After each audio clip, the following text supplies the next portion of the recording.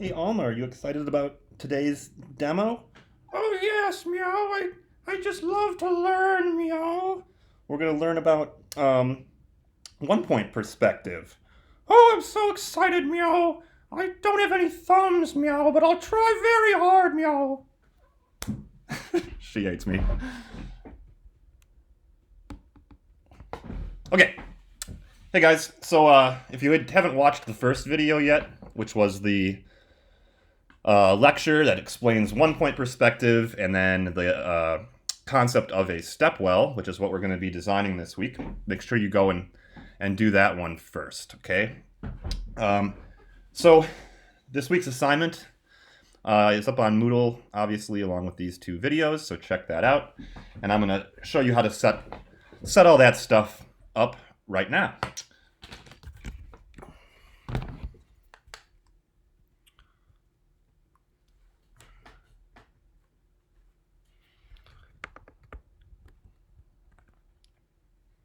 So this might be a little funky because I'm going to have to draw upside down to make this work.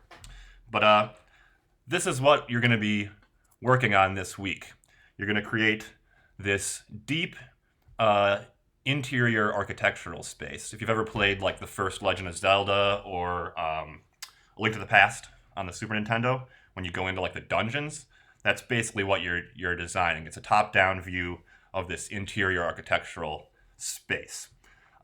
So I'm actually moving along here with these assignments that I plan to do in class, regardless of whether or not we had gone digital or not. The main thing that I'm going to change is that because you guys all have different tool sets, I'm not going to require it be drafted. So that means if you want to go ahead and just freehand draw it, you can do that. Just keep in mind that it still needs to be nice and sharp and clean and all that good stuff, okay? So you guys know the deal, make it pretty. So we made it all the way to Ortho ISO. This is the assignment that I would have done when we came back from spring break had we not made the crazy rapid transition to digital. So each one of these lectures will be or not lectures, demos will be a video. So we're doing this one today, 1 point, then we're going to do 2 point, and then we'll do eventually advanced concepts, and hopefully we'll get to 3 point as well. That'll be sweet.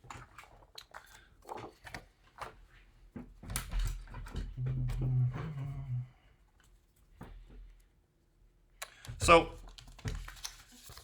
as mentioned in the previous lecture, 1 point is really the simplest of all the perspective systems. Let's get a Sharpie.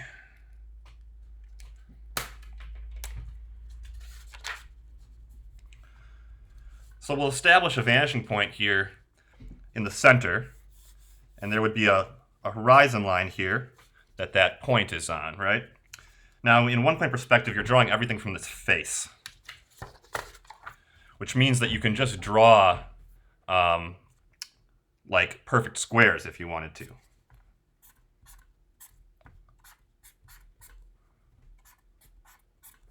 So I've drawn 3 squares here. One is below the horizon, one is on the horizon, and one is above the horizon. And depending on where that shape gets placed, that's going to determine what this is going to look like. Okay, so the orthogonals are the lines that diminish when they go to back in space, when they recede and eventually converge at that vanishing point. I can choose to cut this off wherever I like. So there's my finished cube form. Okay.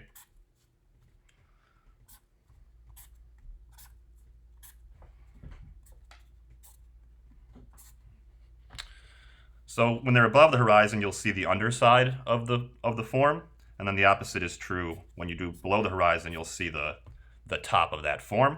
And when it's on the horizon, you're only going to see the side of it. If you wanted to punch a hole in these, I can do that by drawing a square on top of them. And then this point here is going to have to recede to that vanishing point. Okay. You can actually draw any shape that you want facing you and have that recede back into space. So like if I wanted to do a triangle, you can actually send that back. Okay. And then I would just choose to cut it off somewhere.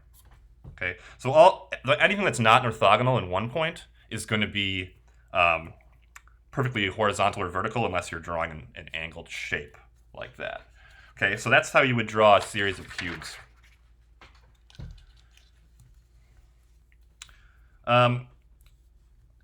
Let's move on to drafting, actually.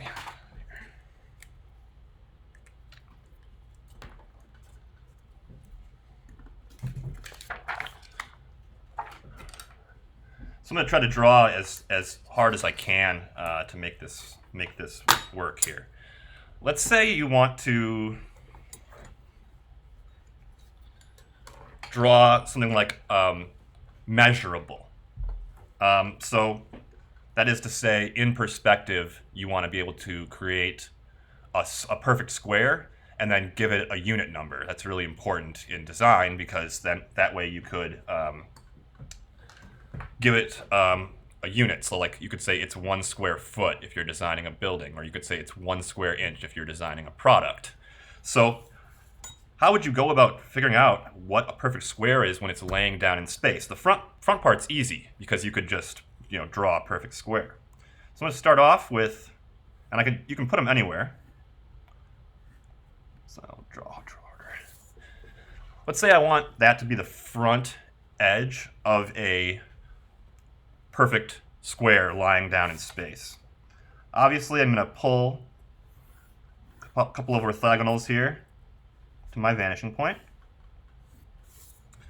How am I going to figure out the projection of this line going back?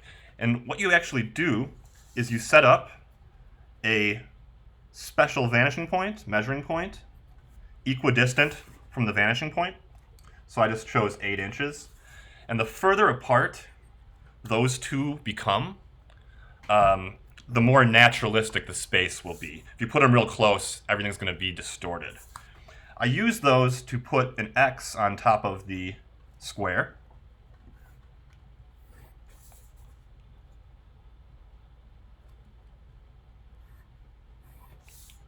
All right.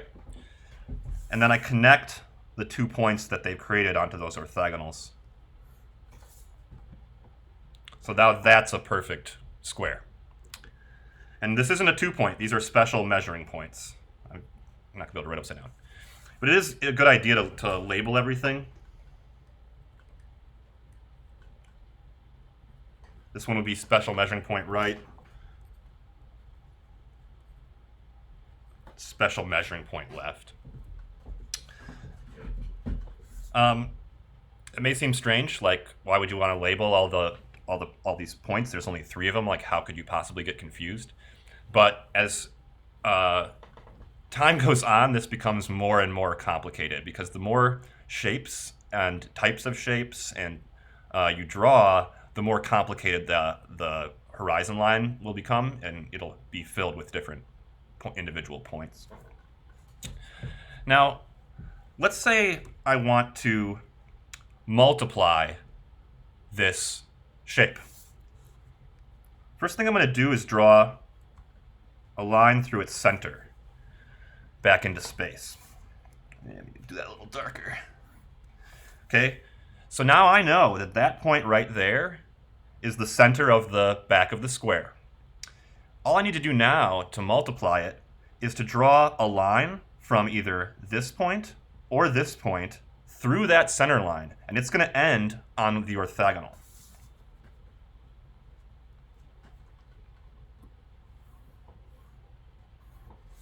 Okay, and now if I pull a horizontal from the point that's been created, I've got a second perfect square descending backwards into space. And you can do that so on and so forth as you continue throughout the system. If I wanted to do it next to the square, like move it over, I can do that as well. I pulled a perfect horizontal because we're in 1 point, and now I can continue the top and bottom of the square, pull a line from one of the corners through that middle point. Connect that point to the vanishing point. Now this is also a perfect square. So I put one to the side and I put one here. If I wanted to draw this as a perfect cube, I would just measure that front line and then draw a square because it's the facing plane. So I wouldn't need to do any multiplication using straight lines.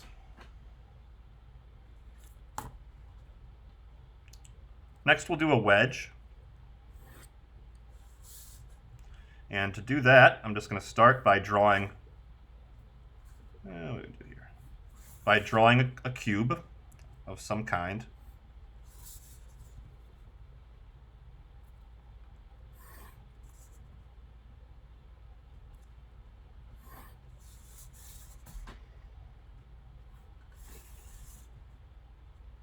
And this is basically how everything begins in perspective, is by drawing a cube of some kind.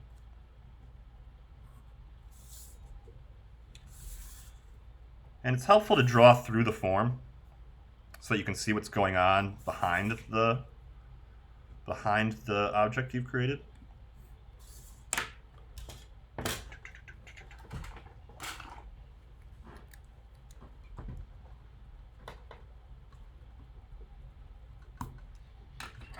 So now you can see I got my cube here.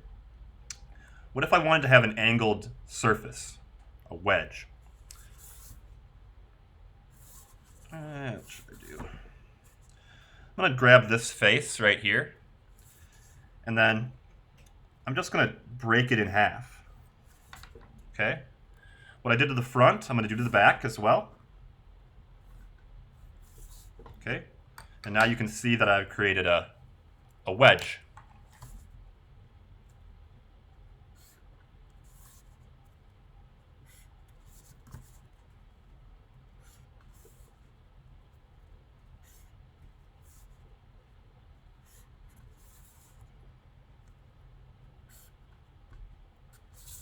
And there it is. So basically everything in perspective is starting with the same process of design sketch. It's form, dissect, and then of course the last step is beautify. Put text on it, make it nice. What if I wanted to draw some stairs?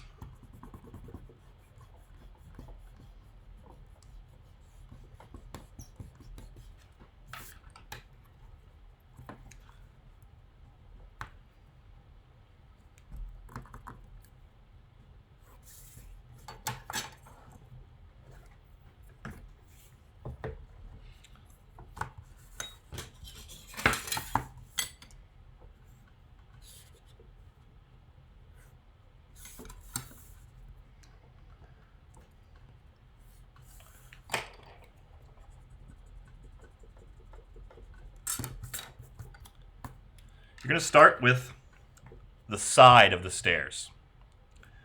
And for this function, you need to do division, right? What we did over here with the perfect square is multiplication. We added them. With this, I'm gonna divide, do division. And whenever you want to divide something, the first step is always the same. Draw an X on it. Okay? And then draw a cross through the X. This should feel somewhat familiar, similar to dodecagon.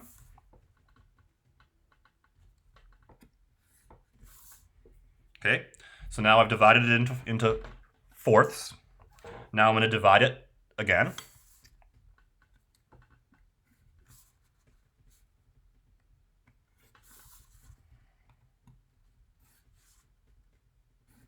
And now I'm going to pull a line through those crosses to the vanishing point.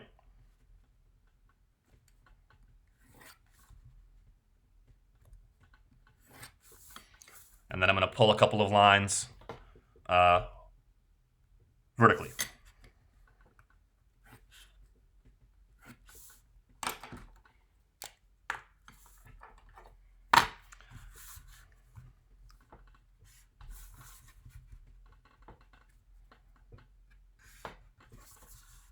So what I've done is made a grid of 16 squares.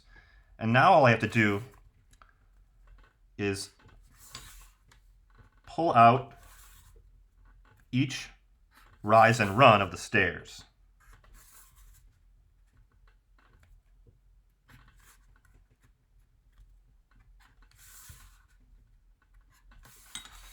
And there's the side of my staircase.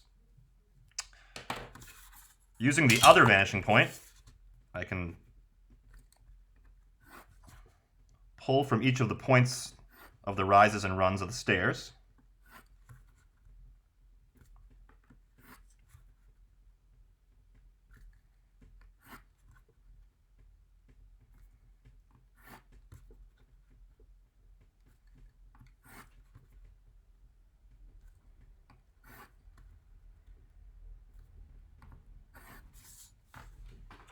And now it's just a matter of deciding where I want the stairs to end. So if I want them to end, I'll put it like right here. Okay.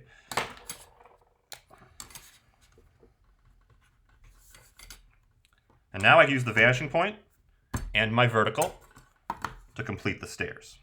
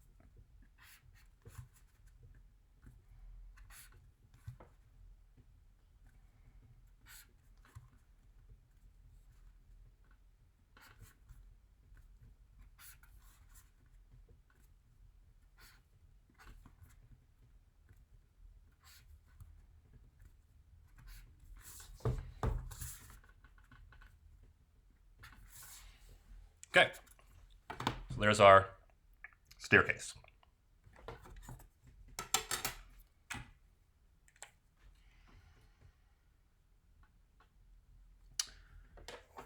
What if I wanted to do a pyramid?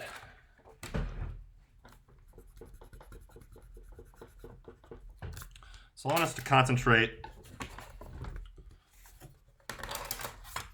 on this perfect square right here.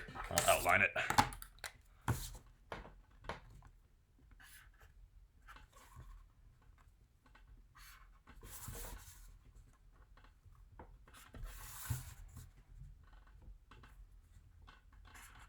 Okay, so let's say that's the base of a pyramid. First thing I'm going to do is I'm going to draw an X on it, which you'll learn is a theme here. Well, now I've located the center of the square. It's right there. So now all I have to do is pull a vertical from there, and then I just pick a place for it to terminate. And I chose this point right here. After that, all I need to do is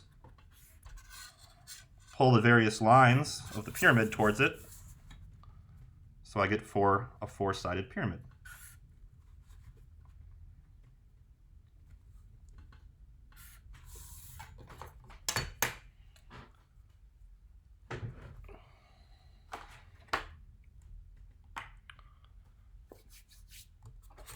So these are just some basic functions in one-point perspective. I'm going to break the video up into two pieces, so they're not too individually too long. If there's something that you want to draw in point perspective, and I didn't cover it, which is a ton of stuff, let me know, and I'll make another separate video. It could be anything. You want to do spiral staircase or something like that? I can show you how to do that. So I'm new to doing the video thing. Hopefully this looked okay. Would love to hear your feedback. And if it's working for you, or if it's not working, if it's easy to understand, if it's hard to understand, please talk to me. And send me an email if you want to learn any other techniques. Okay, so I'm going to break these up. The next video I'm going to do is going to be showing you how to apply this stuff to the assignment, and I'm going to show you how to set up the interior perspective drawing. And again, you don't have to draft the way I did today. You could do it freehand, but it has to be, you guys know the deal. Make it pretty. Okay, see you in 2 shakes.